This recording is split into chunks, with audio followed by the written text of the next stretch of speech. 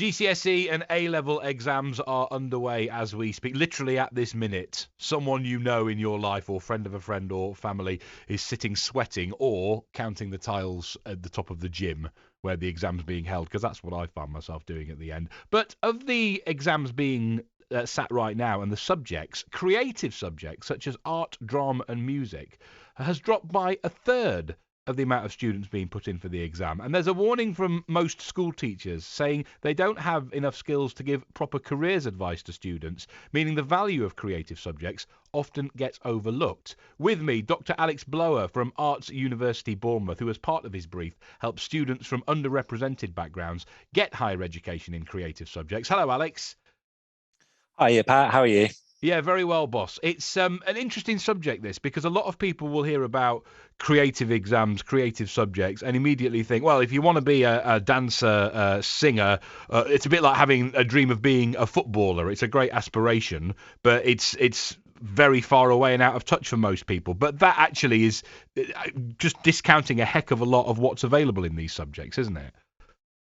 Yeah, absolutely, Pat. And if you go to, I don't know, the cinema over in Eastleigh and you're getting to the end and watching those credits roll, you see absolutely hundreds of different job roles and opportunities that are there. But I certainly don't know or didn't know what an online editor was or a key grip was. So I think quite a lot of the time with young people's views or, society's view as the creative industries more broadly, it's quite narrow, and actually there's an awful lot of opportunity out there and an awful lot of different things to get involved in. It just so happens that a lot of the time you kind of need to know somebody who knows somebody to find out about all of the opportunities that are available. And with the work that we do at Arts University Bournemouth and a new app that we've developed in partnership with an organisation called Bond and Coin, we're hoping to provide a really, really useful and interesting way to put careers information, advice and guidance about careers in the creative industries right into the hands of students, teachers and advisors.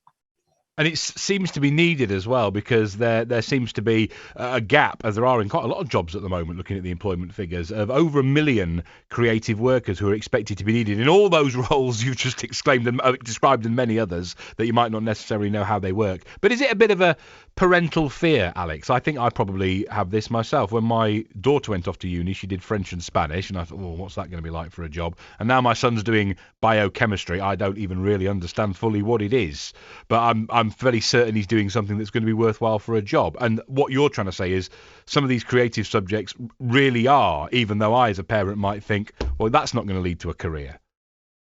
Yeah, absolutely. And if we look at the workforce in the creative industries in general, the sector's come out as saying that they need 250,000 more individuals from working class or lower socioeconomic backgrounds to make the creative industries reflective of the society that it's serves. I mean, even recently the BBC have committed to 25% of its workforce coming from working class backgrounds, and a way that we can achieve it and kind of redress the balance and make the industry less wonky is providing really, really clear, interesting, useful information to students, to parents and supporters that can map out a career in creative subjects as an expectation. We know with the fourth industrial revolution and technologisation happening and things being automated, that it is those kind of fundamentally human characteristics around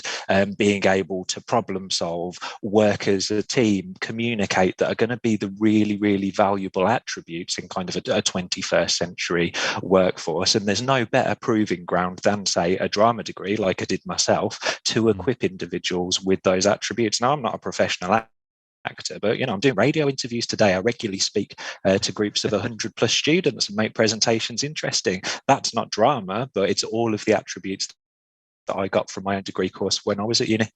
And it's definitely paid off, Alex, because it's going very well. Well, I think it's going very well so far. Anyway, why has the number dropped so much, do you think? It's a different end of education, but when I was working in primary education, the creative subjects, art, music, etc., would always be the ones that got squeezed, because there was such a focus on literacy and numeracy, effectively, because that's where the SATs were taught to, and that's where the raising the grades across the school, Ofsted and all that, were looking at. Is that the similar kind of thing going on in higher education, do you think?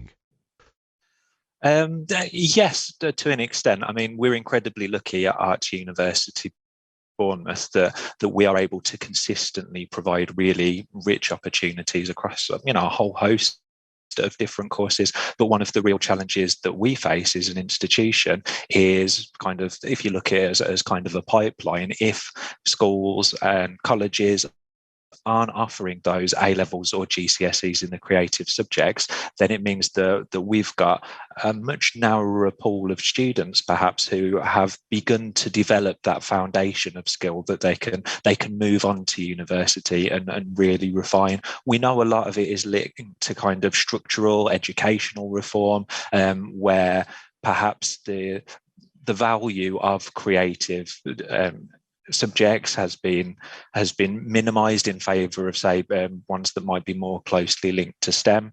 And as an institution, a university, but I think as a society as a whole, we need to collectively work towards redressing that balance. And this app that we've developed, Wonder What, is one very, very clear, tangible way that we, as an institution, as a university that serves our local community, can say we are doing this to try and help support that changing.